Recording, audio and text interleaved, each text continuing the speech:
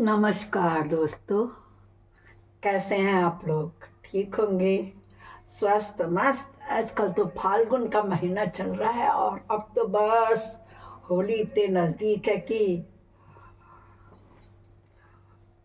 मेरा भी शायद शिव पुराण पूर्णता की ओर जा रहा है। कह तो नहीं सकती हूँ, शायद कहूँगी। आइए शिव महापुराण की कथा में प्रवेश करते हैं। सभी का सादर अभिनंदन। कल हमने देखा कि शिव महापुराण में सुना कि शिव महापुराण का कैलाश संहिता खंड संपूर्ण हो गया। आज हम दूसरे वायुव्य संहिता में प्रवेश करेंगे। उससे पूर्व आप सभी को यथायोग्य कहकर सभी देवी देवताओं का आह्वान करते हैं। गजाननं भूतगणाधिसेवितं कपित्थजम्बो पंचारभक्षणम् उमासुतं शोकविनाशकारकं नमामि विघ्नेश्वरपादपङ्कजम्।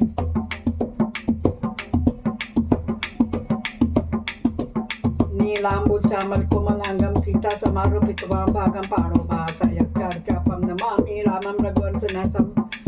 कर्पूरगौरं करुणावतारं संसारसारं भुजगेन्द्रहारं सदा वसन्तं हृदयारविन्दे भवं भवानी सहितं नमामि। गजाननं तो कह दिया था मैंने।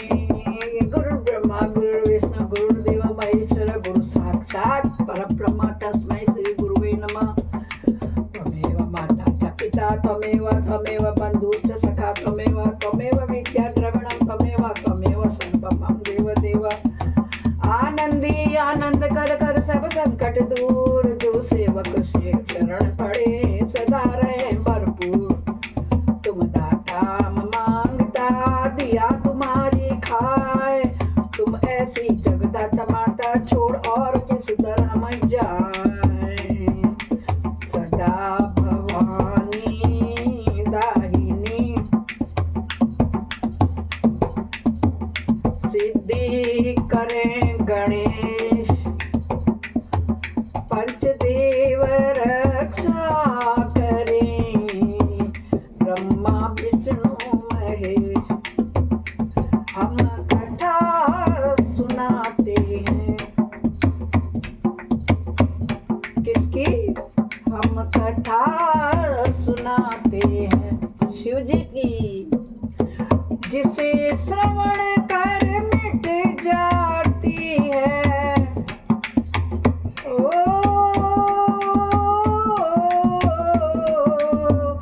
जिसे श्रवण कर मिट जाती है। जन्म जन्म की व्यथा यही है शिव शंकर की कथा। बोलो बोले बाबा की कथा।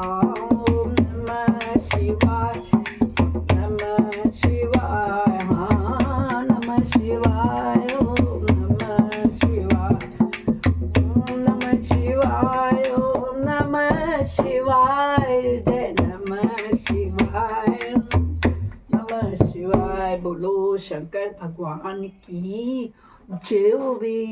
इष्टदेव की जय होवे। कुलदेव की जय होवे। सभी देवी देवताओं की जय होवे। नमः शिवाय। आज हम वायव्य संहिता मैंने आपको बताया पूर्व खंड में प्रवेश करते हैं। देखें कितने खंड तक हम पढ़ेंगे।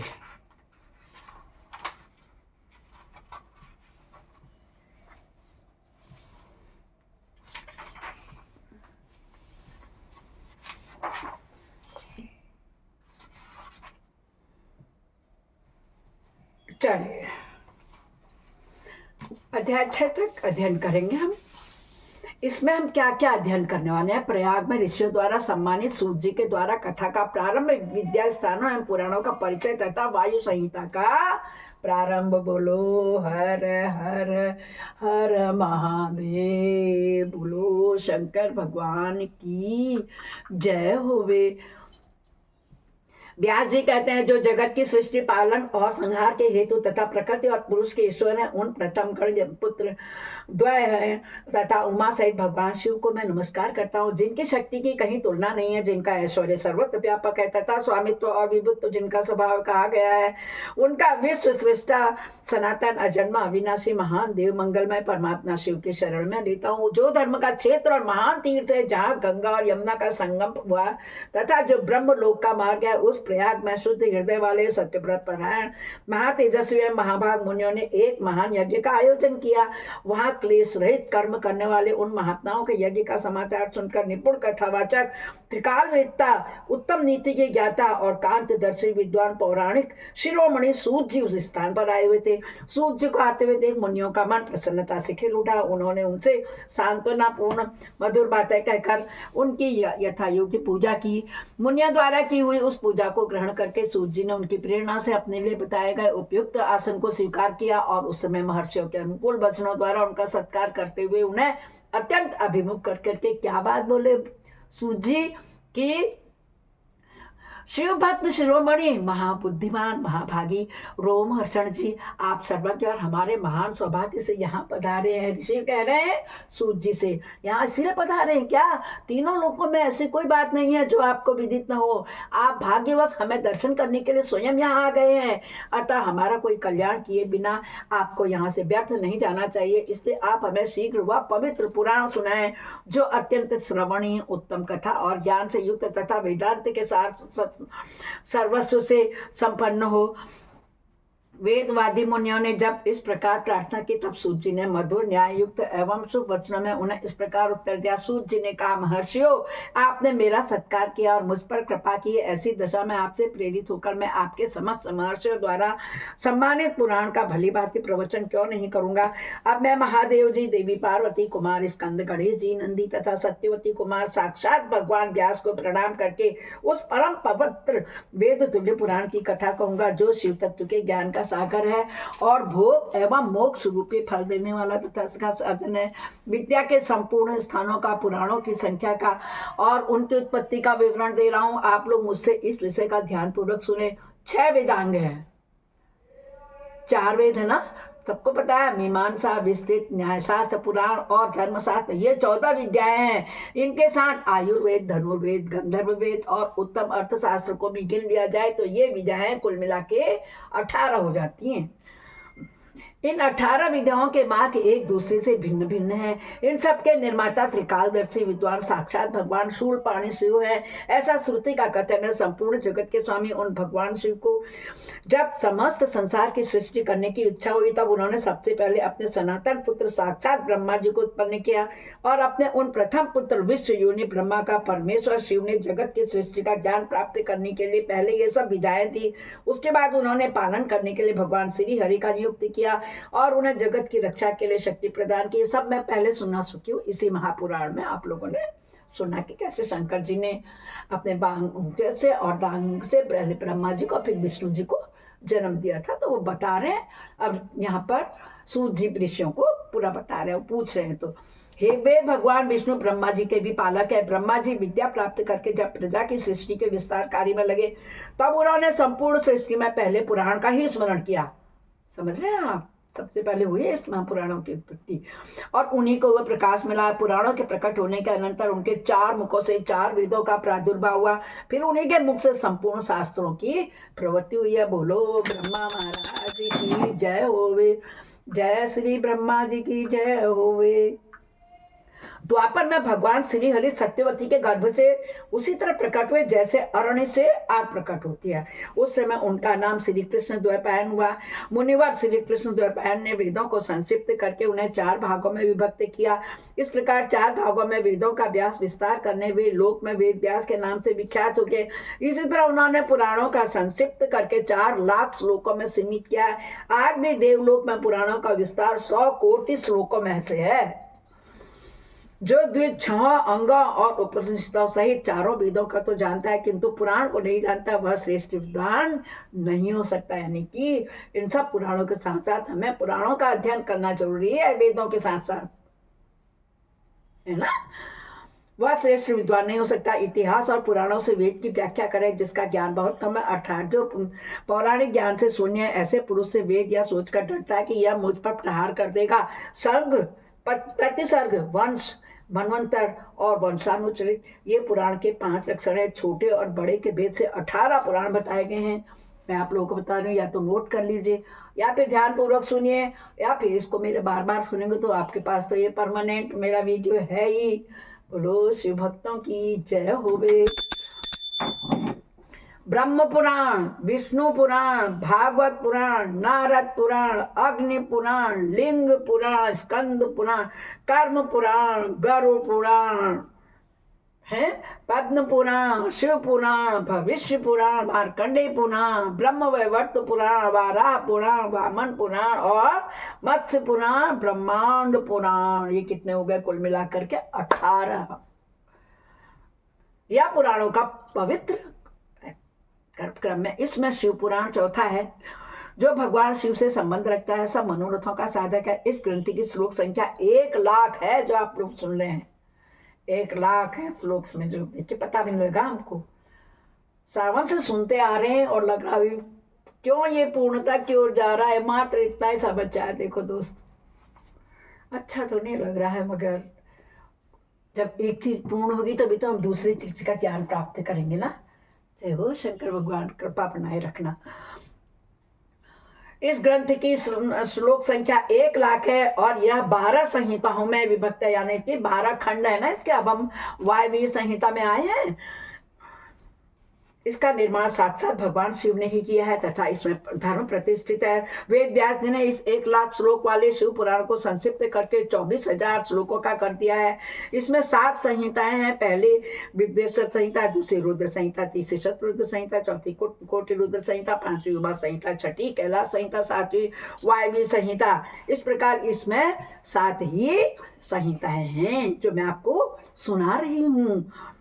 विद्वेश्वर संहिता में 2000, रुद्र संहिता में 10,500, शत्र रुद्र संहिता में 2,180 और कोटि रुद्र संहिता में 2,240, उमा संहिता में 1,840, कैलाश संहिता में 1,240 और वायवीय संहिता में 4,000 श्लोक हैं। इस परम पवित्र शिव पुराण को आप लोगों ने सुन लिया है। केवल 4,000 श्लोकों की वायवीय संहिता ही अब बची हुई है, जो 2 भागों में युक्त है। उसका वर्णन मैं कर रहा हूँ। जो वेदों का विद्वान न हो उससे इस उत्तम शास्त्र का वर्णन नहीं करना चाहिए। जो पुराणों को न जानता हो, जिसकी पुराण पर श्रद्धा ही न हो, उससे भी इसकी कथा नहीं कहनी चाहिए। जो भगवान शिव का भक्त हो, शिवोक्त धर्म का पालन करता हो और जो दोष दृष्टि से रहित हो, उस जांचे मुझे वह धर्मात्मा शिष्य को ही इसका उपदेश देना चाहिए। जिनकी कृपा से मुझको पुराण संहिता का ज्ञान है, उन अमित तेजस्वी भगवान व्यास को मैं नमस्कार करता हूँ।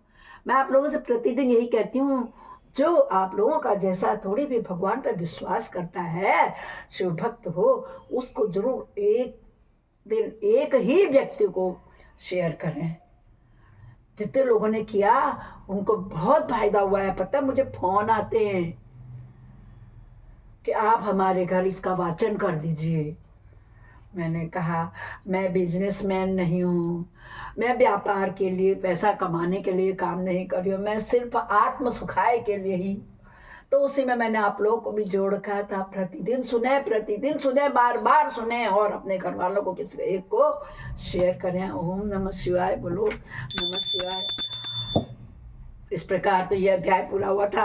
अब है ऋषियों का ब्रह्मा जी के पास जाओ, उनकी स्तुति करके उनसे परम पुरुष के विषय में प्रश्न करना और ब्रह्मा जी का आनंद मग्न हो रुद्र कहकर उत्तर देना।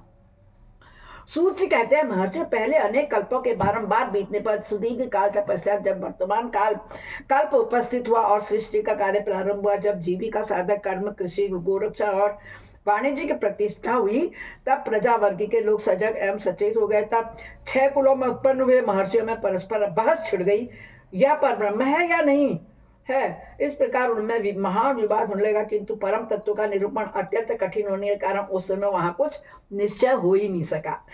तब वे लोग सब लोग जाकर जगत श्रेष्ठ अविनाशी ब्रह्मा जी का दर्शन करने के लिए उस स्थान पर गए जहाँ देवताओं और असुरों के मुख से अपनी स्तुति सुनते हुए भगवान ब्रह्मा विराजमान थे। देवताओं और दानवों से भरे हुए सुंदर रमणीय मेरु शिखर पर, जहाँ सिद्ध और चारण परस्पर बातचीत करते हैं, यक्ष और गंधर्व सदा रहते हैं, विहंगों के समुदाय कलरव करते हैं, मणि और मोंगे वे जिसकी शोभा बढ़ाते हैं, तथा निकुंज कंदराएं, छोटी गुफाएं और अनेकानेक निर्जर जिसे सुशोभित करते हैं। जहाँ एक ब्रह्मवन नामक प्रसिद्ध वन है, उसमें नाना प्रकार के वन्य पशु भरे हुए हैं। उसकी लंबाई 100 योजन और चौड़ाई 10 योजन की है। उसके भीतर एक रमणीय सरोवर है जो सुस्वादु निर्मल जल से भरा रहता है। वहाँ के रमणीय पुष्पित वृक्षों पर मत वाले भंवरे छाए रहते हैं। उस वन में एक मनोहर एवं विशाल नगर है जो प्रातः काल के सूर्य की भांति प्रकाशित होता रहता है। वहाँ दुर्घुष शक्ति से युक्त बलाभिमानी दैत्य, दानव तथा राक्षसों का निवास होता है। वह नगर तपाए हुए सुवर्ण का बना हुआ जान पड़ता है। उसकी चार दीवारी और सदर फाटक बहुत ऊंचे, छोटे बुर्जे, ढालू छतों और आवास स्थानों तरह सैकड़ों गलियों से उस नगर की बड़ी बड़ी शोभा है। वह विचित्र बहुमूल्य मणियों से आकाश को चूमता सा प्रतीत होता है तथा कई करोड़ों विशाल भवनों से अलंकृत है। उस नगर में प्रजापति ब्रह्मा अपने सभासदों के साथ निवास करते हैं। वहां जाकर उन मुनियों ने साक्षात दो पितामह ब्रह्मा जी को देखा। देवर्षियों के समुदाय उनकी सेवा में बैठे थे। उनके अंग कांति शुद्ध सुवर्ण के समान थी। वे सब आभूषणों से विभुक्त थे। उनका मुख प्रसन्न था, उससे सौम्य भाव प्रकट होता था। उनके नेत्र कमल दल के समान दिखते थे। दिव्य कांति से संपन्न, दिव्य गंध एवं अनुरूपण से चर्चित, दिव्य श्वेत वस्त्रों से सुशोभित तथा दिव्य मालाओं से विभूषित ब्रह्मा जी के चरण बिंदों की वंदना सुरेंद्र, असुरेंद्र तथा योगी कर रहे थे। जैसे प्रभा दिवाकर की सेवा करते उसी प्रकार समस्त शुभ लक्षणों से युक्त साक्षात सरस्वती जी हाथ में चंवर लेकर के उनकी सेवा कर रही थी। इससे उनकी बड़ी शोभा हो रही थी। किनकी? ब्रह्मा जी की। ऐसे स्थान पर पहुंचे। ब्रह्मा जी का दर्शन करके उन सभी महर्षियों के मुख और नेत्र खिल उठे। उन्होंने मस्तक पर अंजलि बांधकर उन सुरश्रेष्ठ की स्तुति की। ऋषि बोले, संसार की सृष्टि, पालन और संहार के हेतु 3 रूप धारण करने वाले आप पुराण पुरुष परमात्मा ब्रह्मा को नमस्कार है।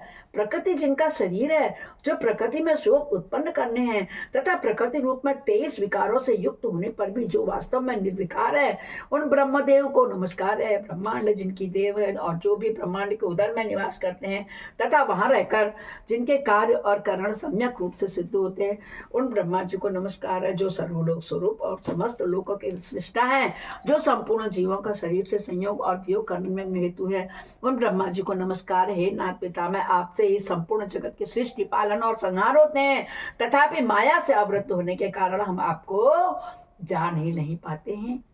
सूर्य कहते हैं, उन महाभाग महर्षियों के इस प्रकार स्तुति करने पर ब्रह्मा जी उन मुनियों को आह्लाद प्रदान करते हुए गंभीर वाणी में इस प्रकार बोले। क्या बोले ब्रह्मा जी? महान सतुगुणों से संपन्न महाभाग महातेजस्वी महर्षियों, तुम सब लोग एक साथ यहाँ किस लिए आए हो? ब्रह्मा जी के इस प्रकार पूछने पर ब्रह्मवेत्ताओं ने श्रेष्ठ उन सभी मुनियों ने हाथ जोड़कर विनय भरी वाणी में कहा। मुनि बोले, भगवान, हम लोग अज्ञान के महान अंधकार से आवृत हो खिन्न हो रहे, परस्पर विवाद करते हुए हमें परम तत्व का साक्षात्कार नहीं हो रहा है। आप संपूर्ण जगत के धारण पोषण करने वाले तथा समस्त कारणों के भी कारण है। नाथ, यहाँ कोई ऐसी वस्तु नहीं है जो आपको विदित न हो। कोई ऐसा पुरुष है जो संपूर्ण जीवों से पुरातन, अंतर्यामी, उत्कृष्ट, विशुद्ध, परिपूर्ण एवं सनातन परमेश्वर हो? कौन अपने अद्भुत क्रियाकलाप द्वारा सबसे प्रथम संसार की सृष्टि करता है? हे महाप्राज्ञ, हमारे इस संदेह का निवारण करने के लिए आप हमें परमार्थ तत्व का उपदेश दें। मुनियों के इस प्रकार पूछने पर ब्रह्मा जी के नेत्र आश्चर्य से खिल उठे। वे देवताओं, दानवों और मुनियों के निकट खड़े हो गए और चिरकाल तक ध्यानमग्न हो रुद्र ऐसा कहने लगे, आनंद विभोर हो गए। उनका सारा शरीर पुलकित हो उठा और वे हाथ जोड़ करके बोले। देखो, इस अध्याय में रुद्र का रूप बताया गया है। तो ब्रह्मा जी के द्वारा परम तत्व के रूप में भगवान शिव की महत्ता का प्रतिपादन, उनकी कृपा को सब साधनों का फल बताना और उनकी आज्ञा से सब मुनियों को नैमिषारण्य में ले जाना। अब ये बता रहे हैं ब्रह्मा जी। क्या कह रहे हैं? ब्रह्मा जी ने कहा, मुनियों, जिन्हें न पाकर मन सहित वाणी लौट आती है, जिनके आनंदमय स्वरूप का अनुभव करने वाला पुरुष कभी किसी से नहीं डरता है, जिनसे संपूर्ण भूत और इंद्रियों के साथ ब्रह्मा, विष्णु, रुद्र और इंद्र पूर्वक यह समस्त जगत पहले प्रकट होता है, जो कारणों के भी सृष्टा है और विचारक परम कारण हैं, जिनके सिवा और किसी से कभी भी जगत की उत्पत्ति नहीं होती है, संपूर्ण ऐश्वर्य से संपन्न होने के कारण जो स्वयं ही सर्वेश्वर का नाम धारण करते हैं, सब मुमुक्षु जिन शंभु का अपने हृदय आकाश के भीतर ध्यान करते हैं, उन्होंने सबसे पहले मुझे अपने पुत्र के रूप में उत्पन्न किया था। कौन है वो? शिव जी। और मुझे ही संपूर्ण वेदों का ज्ञान दिया, जिनके कृपा प्रसाद से मैंने यह प्रजापति का पद प्राप्त किया है। जो ईश्वर अकेले ही वृक्ष की भांति निश्चल भाव से प्रकाशमान आकाश में विराजमान, जिन परम पुरुष परमात्मा से यह संपूर्ण जगत परिपूर्ण है, जो अकेले ही बहुत से निष्क्रिय जीवों के शासक है, उन्हें सक्रियता प्रदान करने वाले हैं, जो महेश्वर एक बीज को अनेक रूपों में परिणित कर देते हैं, जो समस्त सबका शासन करने वाले ईश्वर उन जीवों सहित इन समस्त लोगों को बस में रखते हैं। सब रूपों में जो एकमात्र भगवान रुद्र ही है, दूसरा और कोई नहीं है, जो सदा ही मनुष्य के हृदय में भली भांति प्रविष्ट होकर स्थित है, जो स्वयं संपूर्ण विश्व को देखते हुए भी दूसरों से कदापि लक्षित नहीं होते हैं, और सदा समस्त जगत के अधिष्ठाता है, जो अनंत शक्तिशाली एकमात्र भगवान रुद्र काल से मुक्त समस्त कारणों पर भी शासन करते हैं, जिनके लिए न दिन है न रात्रि है, जिनके समान भी कोई नहीं है, फिर अधिक तो क्या ही का हो सकता है, जिनका ज्ञान बल और क्रिया रूप पराशक्ति स्वभाव एवं नित्य है, जो इस क्षण विनाशशील अव्यक्त प्रकृति तथा अमृत स्वरूप अक्षर अविनाशी जीवात्मा पर शासन करते हैं, उनका निरंतर ध्यान करते हैं, मन को उनमें लगाए रहने से तथा उन्हीं के तत्व की भावना करते हैं, उनमें तन्मय रहने से जीव अंत में उन्हीं को ही प्राप्त हो जाता है। फिर तो सारी माया अपने आप ही दूर हो जाती है। उनके पास न तो बिजली का प्रकाश करती है और न सूर्य तथा चंद्रमा ही अपने प्रभाव फैलाते हैं, अपितु उन्हीं के प्रकाश से यह संपूर्ण जगत प्रकाशित होता है, ऐसा सनातन श्रुति का कथन है। एकमात्र महादेव महेश्वर ही अपना आराध्य देव जानना चाहिए। कौन है वो? महेश्वर जी। उनमें श्रेष्ठ दूसरा कोई उपलब्ध नहीं होता है, वे स्वयं ही सबके आदि हैं, किंतु इनका आदि है ना अंत है। वे स्वभाव से ही निर्मल स्वतंत्र परिपूर्ण स्वेच्छाधीन तथा चराचर रूप है। उनका शरीर अप्राकृतिक दिव्य है। ये श्रीमान महेश्वर लक्ष्य और लक्षण से रहित हैं। ये नित्य मुक्त होकर सबको बंधन से मुक्त करने वाले हैं। काल की सीमा से परे रहकर काल को प्रेरित करने वाले हैं। ये सबके ऊपर निवास करते हैं, स्वयं ही सबके आवास स्थान है। हे सर्वज्ञ तथा 6 प्रकार के अध्वा मार्ग से युक्त इस संपूर्ण जगत के पालक है। उत्कृष्ट भूतों से भी वे परम उत्कृष्ट, उनसे बढ़कर दूसरा कोई नहीं है। अनंत आनंद राशि से मकरंद का पान करने वाले मधुव्रत ब्राह्मण हैं। अखंड ब्रह्मांड को मसल कर मृत पृथ्वी के समान कर देने की कला में पंडित हैं। उदारता, वीरता, गंभीरता और मधुरता के महासागर है। इनके समान भी कोई वस्तु नहीं है, फिर इनसे बढ़कर तो और कुछ हो ही नहीं सकती है। कौन कह रहे हैं? ब्रह्मा जी बता रहे हैं। किनसे? सब ऋषियों को बता रहे हैं। ये उपमा रहित है, किसी से उपमा नहीं कर सकता आप। शंकर जी से कोई दूसरा है? कोई नहीं कर सकते ना। किसी की खूबसूरती देख के आप उसकी तुलना चंद्रमा से तो कर सकते हो, किसी फूल से कर सकते हो, मगर शंकर जी की नहीं। वह उपमा रहित है, समस्त प्राणियों के राजाधिराज के रूप में विराजमान है। यही सृष्टि के प्रारंभ में अपने अद्भुत क्रियाकलाप द्वारा इस संपूर्ण जगत की सृष्टि करते हैं, और अंतकाल में या फिर इन्हीं में लीन हो जाएगा। सब प्राणी इन्हीं के वश में है। ये ही सबको विभिन्न कार्यों में नियुक्त करने वाले हैं। पराभक्ति से इनका दर्शन होता है, अन्य किसी प्रकार से कभी नहीं होता। व्रत, संपूर्ण दान, तपस्या और नियम, इन सब साधनों को पूर्व काल में सत्पुरुषों ने भाव शुद्धि और अनुराग की उत्पत्ति के लिए बताया था। इसमें संशय नहीं है। मैं भगवान विष्णु, रुद्रदेव तथा दूसरे देवता एवं असुरराज भी उग्र तपस्याओं के द्वारा उनके दर्शन की इच्छा रखते हैं। धर्म भ्रष्ट, मूढ़, दुष्ट और घृणित आचार विचार वाले लोगों को उनका दर्शन होना असंभव है। ये जो शिव कथा में सुना रहे ना, हर कोई नहीं सुनेगा। आप कितना कह दो, आओ मैंने लगा दिए अंजू पंथी के द्वारा सरल भाषा में बोलने वाली, आओ सुन, वो नहीं आएगा, सुनेगा ही नहीं और लगाएगा ही नहीं, क्योंकि जिस पर इसकी कृपा होगी वही सुनेगा, जिसका भला होना होगा वही सुनेगा। इसीलिए मैं आपसे कहती हूँ कि आप शेयर कीजिए, सबका भला हो, सबकी मनोकामना पूर्ण हो, सबका तरण तांगड़ हो, सबको मोक्ष मिले। महापुराण, शिव महापुराण है, शिव पुराण की, इसमें संशय नहीं है। मैं भगवान विष्णु, रुद्रदेव तथा दूसरे देवता एवं असुर राज भी उग्र देवताओं के द्वारा उनके दर्शन की इच्छा रखते हैं। धर्म भ्रष्ट, मूढ़, दुष्ट, घृणित आचार विचार वाले लोगों को उनका दर्शन होना असंभव है। भक्तजन भीतर और बाहर भी उन्हीं का पूजन एवं ध्यान करते हैं। यह रूप 3 प्रकार का है: स्थूल रूप, सूक्ष्म रूप और इन दोनों से एक तीसरा रूप है। हम सब देवता और आदि जिस रूप को प्रत्यक्ष देखता है वह स्थूल रूप है। सूक्ष्म रूप का दर्शन केवल योग्यों को होता है, और उससे भी जो परे है, जो नित्य ज्ञान स्वरूप आनंद में अविनाशी भगवत स्वरूप है, वह इसमें निष्ठा रखने वाले भजन परायण भक्तों को ही दृष्टि में आता है। भगवत भक्ति का आश्रय लेने वाले भक्त ही उसको देख पाते हैं। इस विषय में अधिक कहने से कोई लाभ नहीं है। गुह्य से भी गुह्यतम उत्कृष्ट साधन भगवान शिव के ही प्रति भक्ति है। यानी जो कुछ है, जो वर्णन कर रहे हैं, बता रहे कौन है? सिर्फ शंकर भगवान। जो उस भक्ति से युक्त है वह संसार बंधन से मुक्त हो जाता है, इसमें संदेह नहीं है। वह भक्ति भगवान शिव की कृपा से ही उपलब्ध होती है, और उनकी कृपा भी भक्ति से ही संभव होती है। इस प्रकार ये दोनों एक दूसरे के आश्रित हैं। ठीक वैसे ही हैं जैसे अंकुर से बीज और बीज से अंकुर होता है। जीव को भगवत कृपा से ही सर्वत्र सिद्धियां प्राप्त होती है। संपूर्ण साधनों से अंत में भगवान की कृपा से ही साध्य है।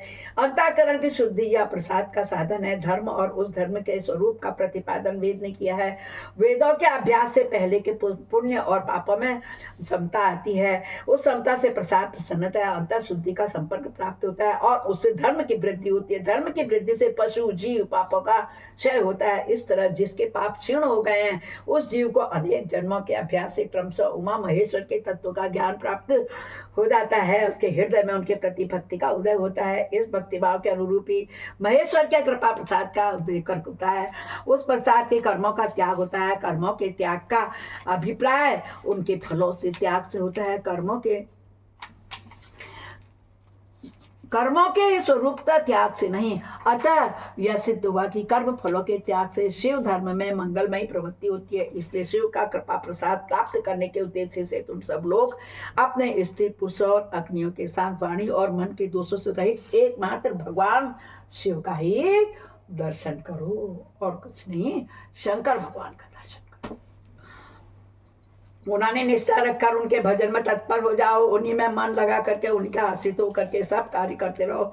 मन से उन्हीं का चिंतन किया करो। 1 सहस्त्र दिव्य वर्षों के लिए दीर्घकालिक यज्ञ का प्रारंभ करके उसे पूर्ण करो। यज्ञ के अंत में मंत्र द्वारा आह्वान करने पर साक्षात वायु देवता वहां पधारेंगे। फिर वही तुम सब लोगों के कल्याण का साधन है, उपाय बताएंगे। तत्पश्चात तुम सब लोग परम सुंदर पुण्यमयी वाराणसी पुरी का जाना, जहाँ पिनाकधारी है ना श्रीमान भगवान विश्वनाथ भक्त जनों पर अनुग्रह करने के लिए देवी पार्वती के साथ विहार करते हैं। द्विजोत्तमो, वहां तुम्हें भारी आश्चर्य दिखाई देगा। उस आश्चर्य को देखकर तुम फिर मेरे पास आना। जाते हैं ना काशी, जाकर के ही मिलता है बड़ी शांति। तब मैं तुम्हें मोक्ष का उपाय बताऊंगा। उस उपाय से एक ही जन्म में मुक्ति तुम्हारे हाथ में आ जाएगी, जो अनेक जन्मों के संसार बंधन से छुटकारा दिलाने वाली होगी। या मैंने मनोमय चक्र का निर्माण किया है। इस चक्र को मैं यहीं छोड़ता हूँ। जहाँ जाकर इसकी नेमी विशीर्ण हो जाए, टूट फूट हो जाए, वहीं तपस्या के लिए तुमको शुभ देश होगा। ऐसा कहकर पितामह ब्रह्मा जी ने उस सूर्य तुल्य तेजस्वी मनोमय चक्र की ओर से देखा और महादेव जी को प्रणाम करके उसे छोड़ दिया। वह ऐसा ब्राह्मण उन लोकनाथ ब्रह्मा जी को प्रणाम करके उस स्थान के लिए चल दिए जहां उस चक्र की नेमी जीर्ण शीर्ण होने वाली थी। ब्रह्मा जी का फेंका हुआ वह सुंदर चक्र मनोहर शिलाखंडों से युक्त और निर्मल एवं स्वादिष्ट जल से पूर्ण किसी वन में गिरा।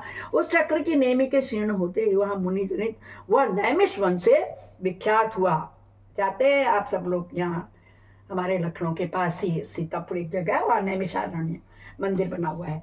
अनेक यक्ष गंधर्व और विद्याधर वहां आकर रहने लगे। पूर्व काल में जगत की सृष्टि की इच्छा रखने वाले विश्व सृष्टा एवं ग्राह्यपत्य अग्नि के उपासक ब्रह्मा के प्रजापतियों ने वहीं दिव्य यज्ञ का प्रारंभ किया था। वहीं शब्द शास्त्र, अर्थ शास्त्र, न्याय शास्त्र के ज्ञाता विद्वान महर्षियों ने शक्ति, ज्ञान और क्रिया के योग के द्वारा शास्त्रीय विधि का अनुष्ठान किया। उसी स्थान पर वेदवेत्ता विद्वान सदा वाद और जल्प के बल से युक्त वचनों द्वारा अद्वैतवाद करने वाले वेद बहिष्कृत नास्तिकों को पराजित करते थे। तभी से नैमिषारण्य ऋषियों की तपस्या के योग्य स्थान बन गया। वहीं जाके तपस्या करते हैं लोग। स्फटिक मणिमय पर्वत की शिलाओं से झरते हुए अमृत के समान मधुर एवं स्वच्छ जल के कारण वह वन बड़ा रमणीय प्रतीत होता है। वहां प्राय अत्यंत रसीले फल देने वाले वृक्ष हैं। उस वन में हिंसक जीव जंतुओं का अभाव रहता है। बोलो शंकर भगवान की जय। ये हमें सब अध्याय 3 से बताया गया था। अब क्या बता रहे हैं कि नैमिषारण्य में दीर्घ सत्र के अंत में मुनियों के पास वायु देवता का आगमन हुआ। ब्रह्मा जी ने बताया था ना आएंगे, तो उनका सत्कार ऋषि मुनियों के पूछने पर वायु के द्वारा पशु पास और पशुपति का तात्विक विवेचन उन्हें बताया। किसने? वायु देवता ने। आइए सुनते हैं। सूत जी कहते हैं, मुनीश्वरों, उस समय उत्तम व्रत का पालन करने वाले उन महाभाग महर्षियों ने उस देश में महादेव जी की आराधना करते हुए एक महान यज्ञ का आयोजन किया। वह यज्ञ जब प्रारंभ हुआ तब महर्षियों को सर्वथा आश्चर्यजनक जान पड़ा। तदंतर समय बीतने जाने पर प्रचुर प्रत्यक्षणाओं से युक्त हुआ यज्ञ समाप्त हुआ। तब ब्रह्मा जी की आज्ञा से वायुदेव स्वयं वहां पधारे। उन्होंने आया देख दीर्घकालिक यज्ञ का अनुष्ठान करने वाले वे मुनि ब्रह्मा जी को बात को याद करके अनुपम हर्ष का अनुभव करने लगे। उन सब ने उठकर आकाश जन्मा वायु देवता को प्रणाम किया, फिर उन्हें बैठने के लिए स्थान दिया, सोने का आसन दिया। वायु देवता उस आसन पर बैठे। मुनियों ने उनके विधिवत पूर्वक पूजा की। तदंतर उन सबका अभिनंदन करके वे कुशल मंगल पूछने लगे। क्या बोले वायु देवता? हे मुनिगणों, हे ब्राह्मणों, इस महान यज्ञ का अनुष्ठान पूर्ण होने तक तुम सब लोग सकुशल रहे ना? यज्ञ हंता देवद्रोही दैत्य ने तुम्हें बाधा तो नहीं पहुंचाई? तुम्हें कोई प्रायश्चित तो नहीं करना पड़ा? तुम्हारे यज्ञ में कोई दोष तो नहीं आया? कौन पूछ रहा है? वायु देवता। क्या तुम लोगों ने स्रोत और शास्त्र ग्रहों द्वारा देवताओं का तथा पितृ कर्मों द्वारा पितरों का भलीभांति पूजन करके यज्ञ विधि का अनुष्ठान भलीभांति संपन्न किया? इस महायज्ञ की समाप्ति हो जाने पर अब आप लोग क्या करना चाहते हैं? तब मुनिवर बोले, किससे? ब्रह्मा जी से बोले, हे प्रभु, हमारे कल्याण की वृद्धि के लिए जब आप स्वयं यहाँ आए गए हैं, अब हमारा तो सब प्रकार से कुशल मंगल होना ही होना है। हमारी तपस्या भी उत्तम होगी। अब हम पहले का वृत्तांत सुनिए। हमारा हृदय अज्ञान अंधकार से आक्रांत हो रहा था। तब हमने विज्ञान की प्राप्ति के लिए पूर्व काल में प्रजापति की उपासना की। शरणागत वत्सल प्रजापति ने हम शरणागतों पर कृपा करके इस प्रकार का, ब्राह्मणों, रुद्रदेव सबसे श्रेष्ठ हैं, वे ही परम कारण हैं, उन्हें तर्क से नहीं जाना जा सकता है। भक्तिमान पुरुष ही उनके स्वरूपों को ठीक ठीक देखता और समझता है।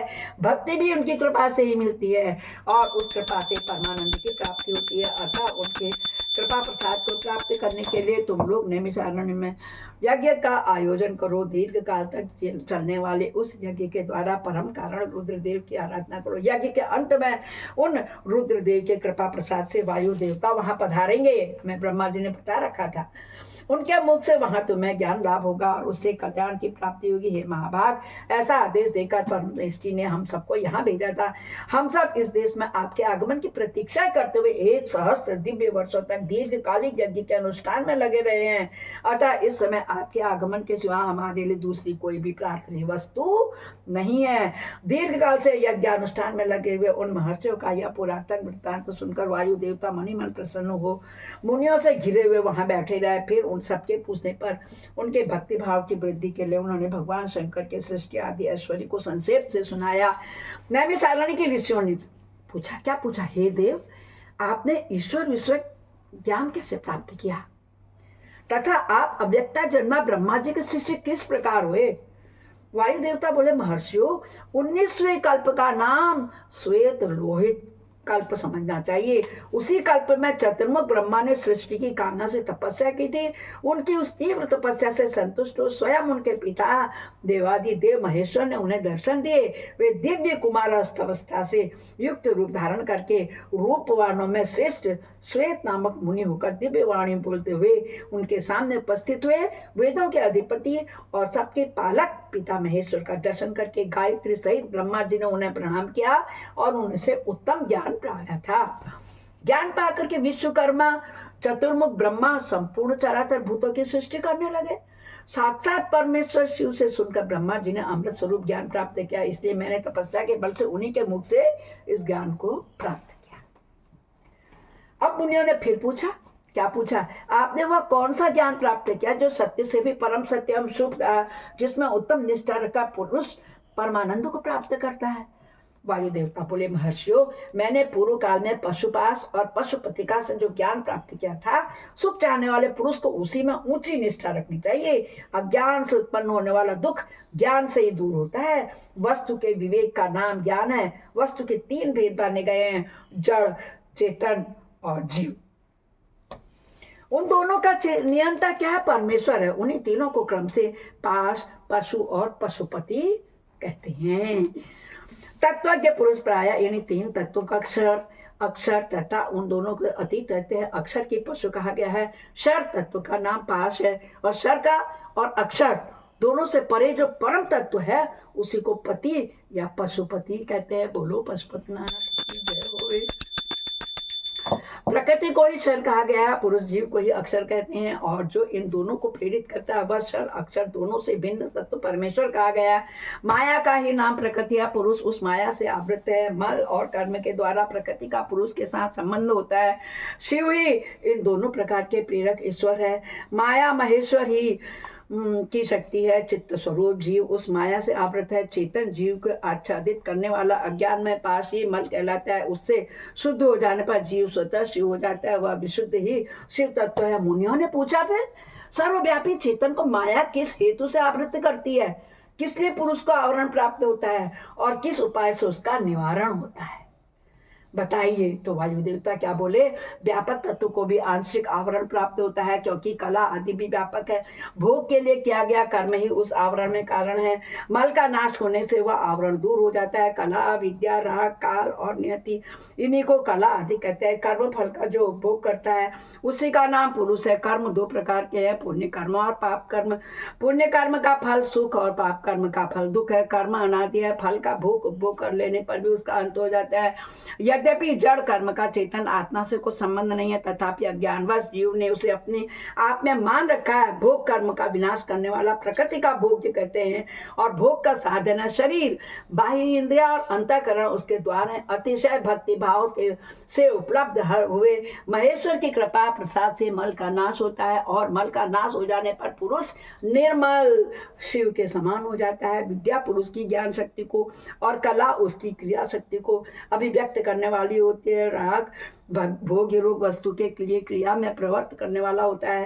काल उसमें अवच्छेदक होता है और नियति उसे नियंत्रण में रखने वाली होती है। अव्यक्त रूप जो कारण है वह त्रिगुणमय है, उसी से जड़ जगत की उत्पत्ति होती है और उसी में उसका लय होता है। तत्व चिंतक पुरुष उस अव्यक्त को ही प्रधान और प्रकृति कहते हैं। ये सत्व रजो और तम ये 3 गुण जो है प्रकृति से प्रकट होते हैं। तिलक में तेल की भांति वे प्रकृति में सूक्ष्म रूप से विद्यमान रहते हैं। सुख और उसके हेतु का संक्षेप से सात्विक कहा गया है। दुख और उसके हेतु राजस कार्य हैं। जड़ता और मोह वे तमोगुण के कार्य हैं। सात्विक की वृत्ति घरों को ले जाती है, तामसी प्रवृत्ति अधोगति में डालने वाली है और राजसी वृत्ति मध्यम स्थिति में रखने वाली है। 5 तन मात्राएं होती हैं, 5 भूत 5 ज्ञानेन्द्रियां, 5 कर्मेंद्रियां और प्रधान चित्त से महत्व बुद्धि अहंकार और मन, ये 4 अंतःकरण सब मिला करके 24 तत्व होते हैं। कितना सही ज्ञान दिया गया है दोस्तों। मेरे सुनाने में जो त्रुटि हो जा रही हो, जो आपके समझ में ना आ रहा, उसे दोबारा सुनिए, तिबारा सुनिए, बार बार सुनिए, सब समझ में आ जाएगा। इस प्रकार संक्षेप से ही विकार रहित अव्यक्त प्रकृति का वर्णन किया गया। कारणावस्था में रहने में भी इसे अव्यक्त कहते हैं। शरीर आदि के रूप में जब वह कार्यावस्था को प्राप्त होता है तब उसके व्यक्त संज्ञा होती है।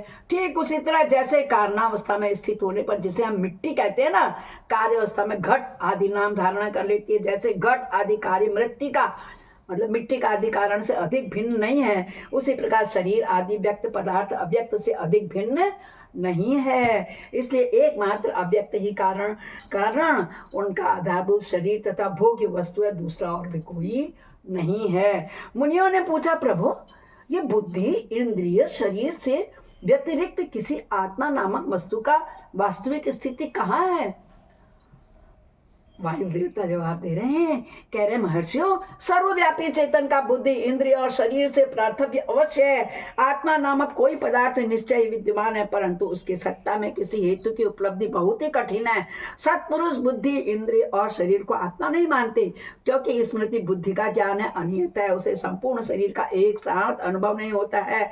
इसलिए वेदों और वेदांतों में आत्मा को पूर्वानुगत भूत विषयों को स्मरण करता है। संपूर्ण से पदार्थों में व्यापक तथा अंतर्यामी कहा गया है। या न स्त्री है, न पुरुष है, न नपुंसक है, न ऊपर है, न अगल है, न बगल है, न नीचे और न किसी स्थान विशेष में कहीं नहीं है। यह संपूर्ण चल शरीर में अविचल निराकार और अविनाशी रूप से स्थित है। ज्ञानी और पुरुष निरंतर विचार करने से उस आत्मा तत्व का साक्षात्कार कर ही नहीं पाते हैं। सिर्फ जो ज्ञानी मनुष्य होते हैं वही आत्म तत्व का साक्षात कर पाते हैं। पुरुष का जो वह शरीर कहा गया है, इससे बढ़कर अशुद्ध, पराधीन, दुखमय और अस्थिर दूसरी कोई वस्तु नहीं है। शरीर ये सब विपत्तियों का मूल कारण है। उससे युक्त हुआ पुरुष अपने कर्म के अनुसार सुखी, दुखी और मूल होता है। जैसे पानी से सींचा हुआ खेत अंकुरित उत्पन्न करता है, उसी प्रकार अज्ञान से आप्लावित हुआ कर्म नूतन शरीर को जन्म देता है। ये शरीर अत्यंत दुखों के आलय माने जाते हैं। इसकी मृत्यु अनिवार्य है। भूतकाल में कितने ही शरीर नष्ट हो गए हैं और भविष्य काल में सहस्त्रों शरीर आने वाले हैं, और सब आकर जब शीर्ण जीर्ण हो जाते हैं तब पुरुष उन्हें छोड़ देता है। कोई भी जीवात्मा किसी भी शरीर में अनंत काल तक रहने का अवसर नहीं पाता। यहाँ स्त्रियों, पुत्रों और बंधु बांधवों से जो मिलन होता है वह पथिक को मार्ग में मिले हुए दूसरे पथिकों के समागम के ही समान होते हैं। जैसे महासागर में एक काष्ठ कहीं से और दूसरा काष्ठ कहीं से आता है, बहता रहता है, वे दोनों काष्ठ कहीं थोड़ी दूरी के लिए मिल जाते हैं और फिर मिलकर थोड़ी देर बाद बिछुड़ जाते हैं। उसी प्रकार प्राणियों का यह समागम भी संयोग योग से युक्त होता है। ब्रह्मा जी से लेकर स्थावर प्राणियों तक सभी जीव पशु कहे गए हैं। उन सभी पशुओं के लिए ही यह दृष्टांत या दर्शन शास्त्र कहा गया है। यह जीव पासों में बदता है और सुख दुख भोगता है, इसलिए पशु कहलाता है। यह ईश्वर की लीला का साधन भूत है, ऐसा ज्ञानी महात्मा कहते हैं। इस प्रकार हमने देखो वायव्य संहिता का अध्ययन किया। बोलो शंकर भगवान की जय। अब हमें आपसे कुछ क्या बताना है, क्या समझना है।